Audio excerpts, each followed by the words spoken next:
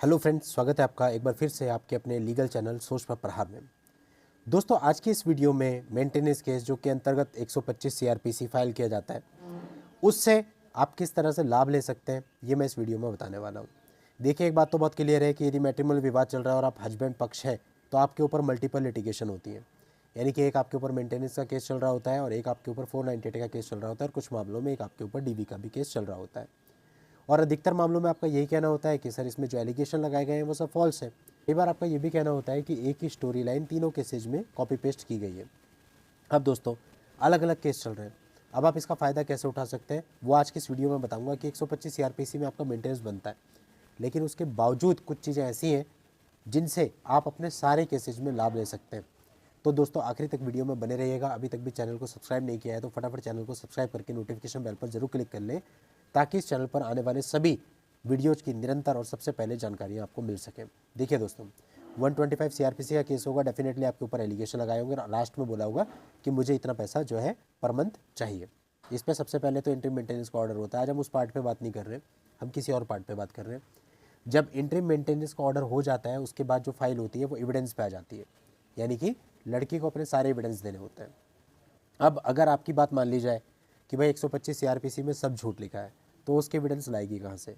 उसके पास जनरली कोई भी एविडेंस नहीं होता। एविडेंस के नाम पर वो अपना एफिडेविट देती है, जिसमें वो पिटीशन के ही कंटेंट को कॉपी पेस्ट करके डालती है।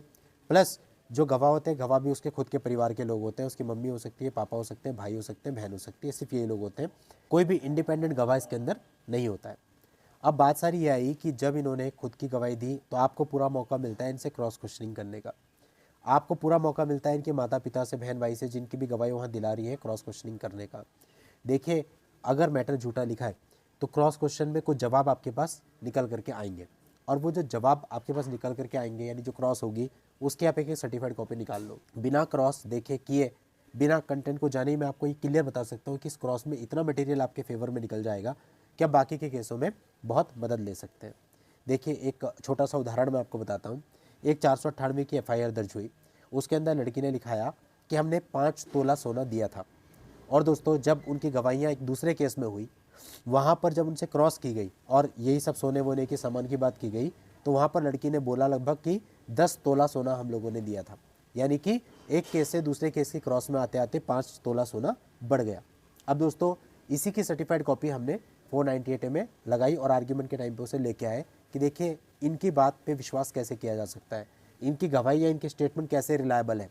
क्योंकि एफआईआर में तो बोलती है 5 तोला सोना दिया था और यहाँ पर क्रॉस एग्जामिनेशन में बोलती है 10 तोला सोना दिया था। तो यानी हमें क्या करना होता है, सामने वाले की स्टेटमेंट की रिलायबिलिटी खत्म करनी होती है कि वो विश्वसनीय ना रहे, कोर्ट उस पर विश्वास ना कर सके। और अगर ऐसा हो गया तो जाहिर सी बात है, जो भी क्रिमिनल प्रोसीडिंग आपके ऊपर चल रही है उससे आप बाइज्जत बरी हो जाएंगे। बहुत से मामले होते हैं जिनमें ट्रायल पूरा पूरा चलता है, लोग हट्टी होते हैं, नहीं मानते, बहुत बहुत टाइम हो जाता है मुकदमे लड़ते हुए, लेकिन जजमेंट तक मुकदमा जाता है। जजमेंट में आप अब क्रिमिनल केस में क्या होता है कि अगर जजमेंट आपके अगेंस्ट होगा तो आपको जेल जाना पड़ेगा। तो इस जेल जाने से बचने के लिए ये बहुत ही उम्दा रेमेडी है। उसकी मम्मी, उसके पापा, सबके क्रॉस में आप देखना कुछ ना कुछ डिफरेंस आएगा, और वो डिफरेंस आपकी एफआईआर में जो कंटेंट उसने लिखा है वो होता है उससे बहुत ज़्यादा कॉन्ट्राडिक्ट करेगा। और दोस्तों, इसी का लाभ उठाते हुए आप 498 के मुकदमे में, यदि आपका नाम है, आपके माता पिता है, बाकी लोगों का नाम है, आप बाइज्जत बरी हो सकते हैं, उसको झूठा साबित कर सकते हैं। ये बहुत इंपॉर्टेंट चीज़ है। तो ठीक है, आपका मेंटेनेंस का केस चल रहा है, लेकिन वो मेंटेनेंस का केस इस तरीके से आपको लाभ भी दे सकता है। तो दोस्तों, उम्मीद करता हूँ आपको पूरी बात समझ में आ गई होगी। आज के स्टूडियो में इतना ही। नेक्स्ट वीडियो में नई जानकारी के साथ मैं आपसे फिर मिलता हूँ। तब तक के लिए goodbye and thank you for watching. Take care.